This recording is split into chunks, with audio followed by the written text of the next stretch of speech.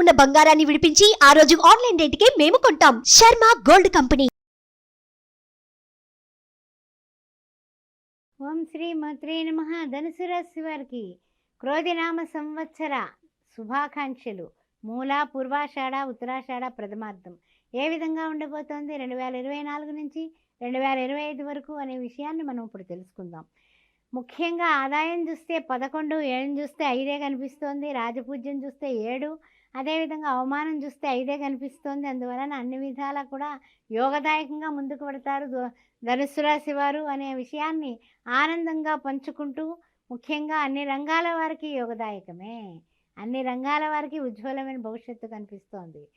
ఆరోగ్య లాభం, ఆదాయ లాభం, వాహన లాభం, సంతాన లాభం, సౌఖ్యం, శత్రుజయం, ఇంకేమిటండి మీకు తిరుగులేదు, ఇంకేమిటి, ఆనందమే ఆనందం.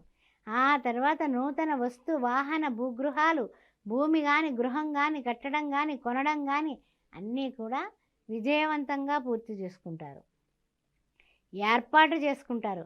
అమ్మయ్య, జీవితం ఇలా ఉంటే ఎంత బాగుంటుంది కదా, ఉగాది తర్వాత ఎన్ని మార్పులా, అంత సంతోషంగా ఉంది, ఎంత ఆనందంగా ఉన్నాను అనేసి మంచి సంబరపడిపోతారు. ఇక తిరుగులేనటువంటిది మీ యొక్క సమయ పాలన, మీ యొక్క కర్తవ్య దీక్ష అంటే ఏంటి, డిసిప్లిన్, డివోషన్, డెడికేషన్, డిటర్మినేషన్, ఇవన్నీ మీరు పట్టు కూర్చుంటే మీకు విజయమేనండి, ఇంకంతకన్నా ఏం తిరుగులేదు. అయితే మనకి జూన్లో మాత్రం జూలైకి వస్తులోకి జూన్ వరకు సంతోషంగానే ఉంటారండి. జూన్ నుంచి కొంచెం చిన్న చిన్నగా ఇబ్బందులు, అంటే అధికమైన ఆదాయానికి మించిన ఖర్చులు చేస్తాం వల్ల సెల్ ఫోన్ లాంటివి పోగొట్టుకుంటారు, గుర్తుపెట్టుకోండి. జూన్ నుంచి మనకి పరిస్థితులు మారాయి, సెల్ ఫోన్ పోగొట్టుకుంటారు, ఎలక్ట్రికల్ వస్తువులు పోగొట్టుకుంటారు. ఆ తర్వాత ఇంకా కొన్ని విషయాల్లో ఏంటంటే కనుక చిన్న చిన్న తగాదాలు మీ ఆలోచనల్ని ముక్కలు చేస్తాయి. మీ ఆలోచనల్ని ఏదో మీరు ఆలోచించుకుని పెడతారు, అవతల వాళ్ళు ఎడ్డం అంటే తెడ్డం అంటారు, దాంతో గొడవలు వస్తాయి. దానివలన మీరు కొంచెం నిరాశ పడతారు, స్వల్ప అనారోగ్య పరిస్థితులను ఎదుర్కొంటారు. పెట్టుబడులు కూడా ఆచితూచి పెట్టాలి, కళ్ళు మూసుకుని పెట్టుబడులు పెడితే నష్టపోయే కార్యక్రమం కనపడుతుంది. అదేవిధంగా ఆదాయాన్ని మీరు ఆదాయంతో పాటు ఆత్మవిశ్వాసం కూడా మీరు పెంచుకుంటేనే మీరు ఉన్న స్థితి నుంచి ఉన్నత స్థితికి వెళ్ళగలరు. అంతేగాని ఆటంకాలు వచ్చాయి కదా అని మీరు ఆగిపోతే మీరు ఎక్కడ వేసిన గొంగళి అక్కడే ఉన్నట్టుగా ఉంటారు. ఆ విషయాలు గుర్తుపెట్టుకోండి. పెట్టుబడుల విషయంలో జాగ్రత్త ఎలా అయితే పడతామో, కుటుంబంలో కూడా కొన్ని మాట పట్టింపులు, చిరాకులు, పరాకులు వచ్చేటటువంటి అవకాశం ఉంది. భార్యాభర్తల మధ్య కూడా కాస్త వాదోపవాదాలకు వెళ్లకుండా ఉండడమే చెప్పదగిన సూచన. ఇహ చూసినట్లయితే కనుక మళ్ళీ జూన్ జూలైలో కాస్తంత నలుగుడు కార్యక్రమం ఉంది. ఆగస్టు మధ్యలోకి వస్తుల్లోకి కాస్త పరిస్థితులు మనకు అనుగుణంగా మారుతాయి. కుటుంబంలో ఉన్నటువంటి అనారోగ్య పరిస్థితులు అన్నింటినీ కూడా మీరు అధిగమించి జాగ్రత్తగా అందరినీ కూడా ఒక తాటి మీద నడిపించడానికి సాయశక్తులుగా మీ సమస్యలకు మౌనమే ఎక్కువ పరిస్థితుల్ని గెలవగలమన్నది మీరు నేర్చుకొని మీరు ఆచరణాత్మకం చేస్తారు. అప్పుడు ఆగస్టు నెల మధ్యలోకి శుభకార్యాలకు వెడతారు, బంధుమిత్రులను కలుస్తారు. చక్కగా కొన్ని విషయాల్లో మిమ్మల్ని అవతల వాళ్ళు కూడా పొగడ్తలతో ముంచెత్తి కొన్ని విషయాల్లో శుభకార్యాలకు వెళ్ళడం వల్ల కొంతవరకు కలిసి వస్తుంది అని చెప్పచ్చు. కానీ స్నేహితులు మీ చేత దుబారా ఖర్చులు చేయించడం వల్ల ఆర్థికంగా నష్టపోతారు ఆగస్టు నెలలో. అదేవిధంగా ఉద్రేకం ఎక్కువ అవుతుంది, ఆర్థికంగా రాణింపు ఎప్పుడైతే ఉండదో కోపాలు, తాపాలు, చిరాకులు, పరాకులు ఎక్కువైపోతాయి. మధ్యవర్తిత్వాల వల్ల కూడా ఇబ్బందులు పడతారు. తర్వాత ఏంటంటే కనుక కుటుంబంలో కూడా చిన్న చిన్న విరోధాలు, ఆరోగ్యానికి సంబంధించి, నేత్రాలకు సంబంధించి వ్యాధులు వచ్చే సూచనలు కనిపిస్తున్నాయి. ఈ విధంగానే స్పెక్యులేషన్స్ జోలికి వెళ్ళకండి. సెప్టెంబర్, అక్టోబర్ విషయాల్లో, నవంబర్ విషయంలో కూడా కొంచెం జాగ్రత్తగానే ఆచితూచి ఉండండి. సమస్యలు మౌనంతోటే అధిగమించండి. విద్యార్థులు పునరుచ్చరణ అంటే తిరిగి చదవడం వల్ల కానీ వీళ్ళు మంచి మార్కులతో పాస్ అవ్వలేరు. ఆ విషయంలో శ్రద్ధ వహించండి.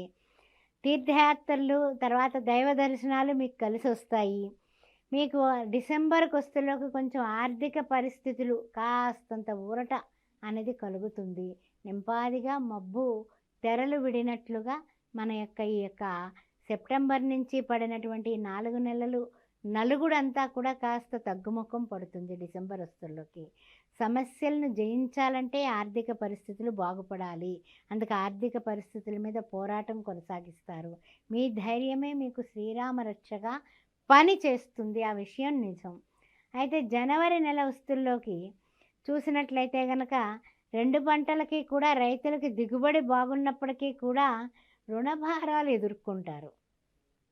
ఇప్పుడు ఈ కాలంలో పెట్టుబడులు ఎక్కువైపోతున్నాయి, రుణాలు అధికమైపోతాయి.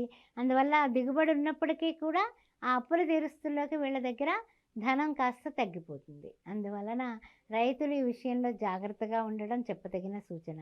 తర్వాత చిన్న తరహా అనుకూలత, జనవరి కొత్త సంవత్సరంలో చిన్న తరహా అనుకూలతలో ముందుకు సాగుతారు. తర్వాత ఏంటంటే కనుక రుణాలు శాంక్షన్ అవుతాయి, కానీ ప్రభుత్వ అనుమతులకి లేట్ అవ్వడం వల్ల మీకు రుణ భారం కొంచెం పెరుగుతుంది. కానీ ఏంటంటే టైం తీసుకుని అప్పుడు అప్పులు తీర్చుకోవడానికి పరిస్థితులు బాగుంటాయి. విద్యార్థులు టార్గెట్ పెట్టుకోండి, మర్చిపోకండి. వృత్తి ఉద్యోగాలు వ్యాపారంలో ఫిబ్రవరి నెల మధ్య భాగానికి కాస్త సమస్యలు ఒక్కొలిక్కి వస్తాయండి.